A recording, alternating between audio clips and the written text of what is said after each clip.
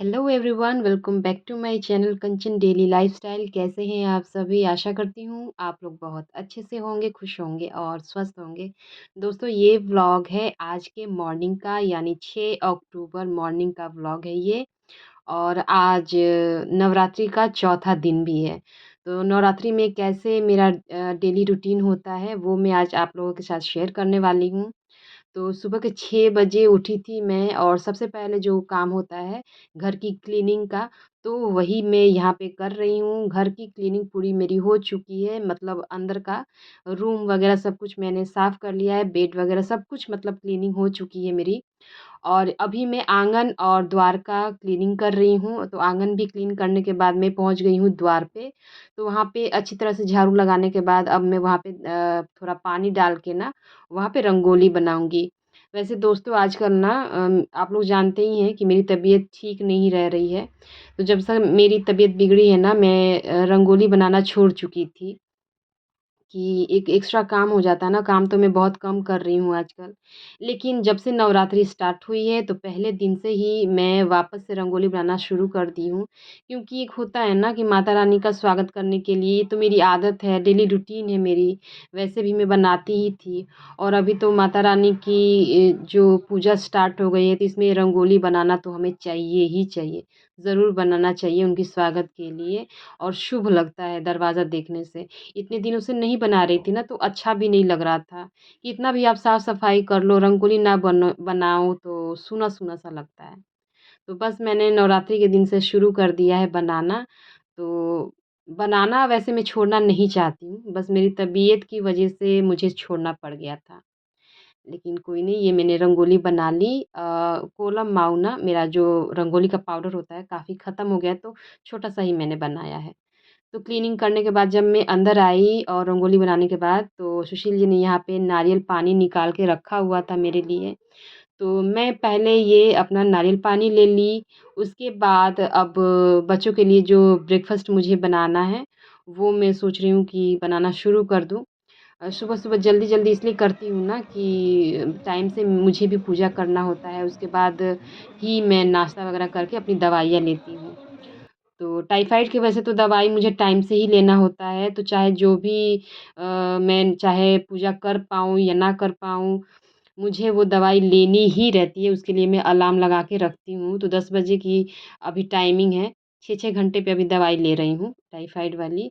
तो 10 बजे की टाइमिंग है, तो उससे पहले मैं सोच रही हूँ ना कि मैं पूजा करके आ जाऊँ। तो बस जल्दी-जल्दी अपने काम में लगी रहती हूँ। सुबह-सुबह निपटा लेना चाहती हूँ सब कुछ। वैसे एक बार तो क्या हुआ था कि पूजा करने के दौरान ही अलार्म बजने लगी, तो मैंने आधी पूजा करी हुई थी, उसमें ही उठ के मैंने अपनी दवाई ली, फिर से अपनी पूजा शुरू की। तो मजबूरी में आपको जो भी करना पड़े, करना ही पड़ता है, क्या कर सकते हैं। तो मैंने ना आज लौकी बनाने की सोची थी। लौकी की सब्ज़ी मुझे और शुभी को बहुत पसंद है। आरुष भी खा लेता है, लेकिन जब आज वापस से उसने लौकी देखी ना, तो उसने मुँह बना लिया कि मम्मी आज फिर लौकी बना रही हो। तो मैंने कहा कि चलो ठीक है, मैं तुम्हारे लिए आलू का भुजिया भी बना दूँगी।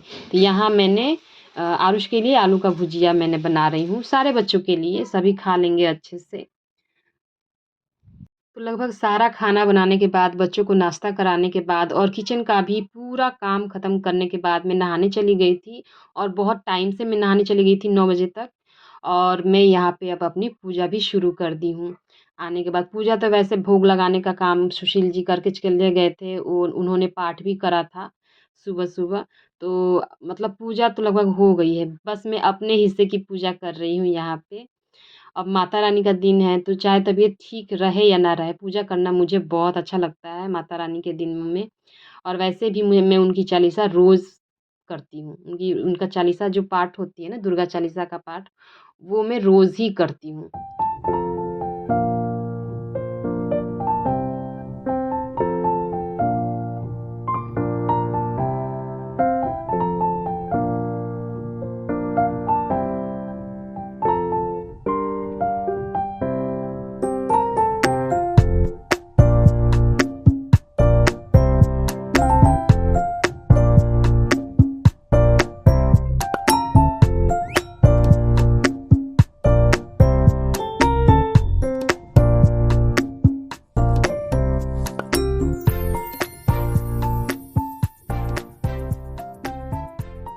दुर्गा चालीसा का पाठ कंप्लीट होते ही अब बारी है आरती करने की। तो यहाँ पे मैंने अपनी आरती की थाली तैयार कर ली है, जो अग्निदेव की जैसे पूजा की जाती है ना, फूल और अक्षत से। पहले मैंने स्वास्तिक का निशान बनाया, उसके बाद फूल अक्षत से पूजा कर ली।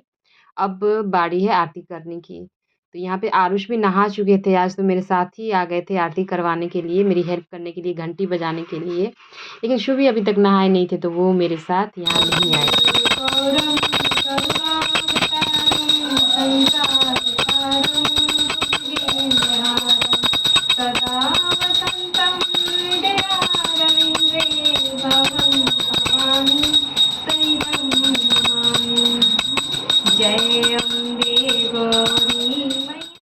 रोज़ मैं आरती करने से पहले या चालीसा पाठ करने से पहले ही ना एक धूप बत्ती ज़रूर जला के रख देती हूँ।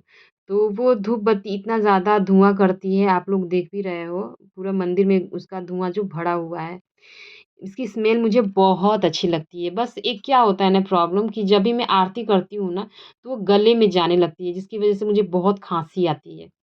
तो आज मैंने क्या किया था ना, कि ऊपर जो दुर्गा माता की तस्वीर है वहाँ पे मैंने रख दी थी।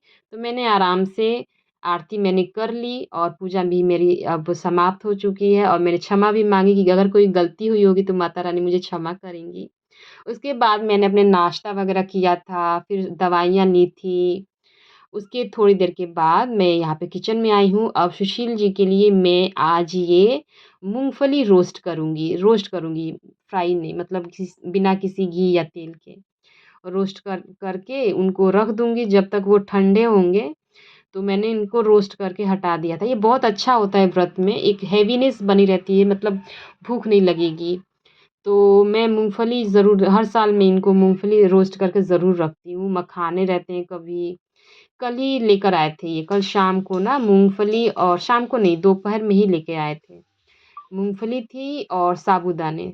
तो कल शाम को ना मैंने उनके लिए साबूदाने की खीर बनाई थी। बहुत पसंद आती है उनको साबूदाने की खीर, तो मैंने बनाई थी। आज दोपहर में मैंने सोचा कि ये मूँगफली रोस्ट करके रख देती हूँ, तो दोपहर के लिए ये सही रहेगा।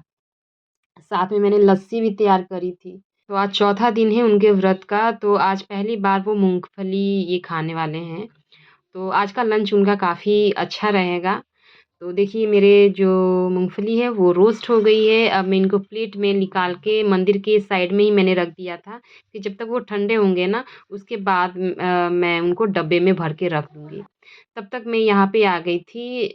कपड़े सूखे हुए हैं, उनको उतार के फ़ोल्ड करके हटा लेती हूँ। और जानते हैं दोस्तों, ये कपड़े परसों से धुले हुए हैं। परसों रात में मैंने धुले थे और डाले थे सूखने के लिए, और कल दिन भर ये ऐसे ही लटके रहे, आज जाके मैं इनको फ़ोल्ड कर रही हूँ।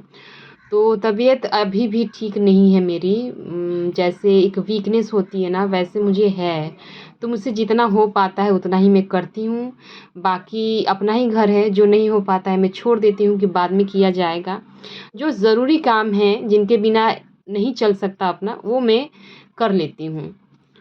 तो ये कपड़े में आज जाके इनका, मतलब मुझे टाइम मिला, मैंने सुबह में सारा काम निपटाने के साथ ही मैंने इनको भी आज निपटा ही दिया, कि आज भाई इनको उतार लेते हैं, कब तक लटकते रहेंगे ऐसे। ये करने के बाद अब बारी है कि मैं लस्सी भी तैयार करके रख दूँ। तो आज की लस्सी मैंने अपने हाथों से ही तैयार करी है, मतलब उसको मैंने ग्राइंडर में ग्राइंड नहीं किया है, बस वो, फिर ग्राइंडर में करती तो क्या होता, फिर मुझे जार वगैरह धोना पड़ता, साफ़-सफ़ाई एक होती है ना, तो उससे बचने के लिए मैंने इसको अपने हाथों से ही तैयार किया। मतलब चम्मच से चीनी वगैरह डालने के बाद मैंने चम्मच से उसको अच्छी तरह से दही को फेंट लिया, और फिर पानी उसमें जैसे डालते हैं उतना डाल के मैंने इसको फ्रिज में करके रख दिया था, क्योंकि जब वो आएँगे सुशील जी, तो उनको ठंडी-ठंडी लस्सी मिलेगी, और लस्सी जो है वो ठंडी-ठंडी ही पीने में मज़ा आता है। क्योंकि यहाँ पे ना बहुत ज़्यादा गर्मी है, और कंपनी से जब आते हैं ना इतनी तेज़ धूप में, तो बहुत दया आती है कि मतलब 9 दिनों के व्रत में हैं, और ये मतलब इतनी गर्मी झेलनी पड़ रही है। तो इसमें ये ठंडी-ठंडी लस्सी मिले ना, तो उनको काफ़ी राहत मिलेगी, ये सोच के मैंने ऐसे इसको फ्रिज में रख दिया था। तो दोस्तों, आज का मेरा ब्लॉग यहीं तक रहेगा। उम्मीद करती हूँ आपको पसंद आया होगा, तो प्लीज़ लाइक और कमेंट ज़रूर करिएगा। Bye bye, take care.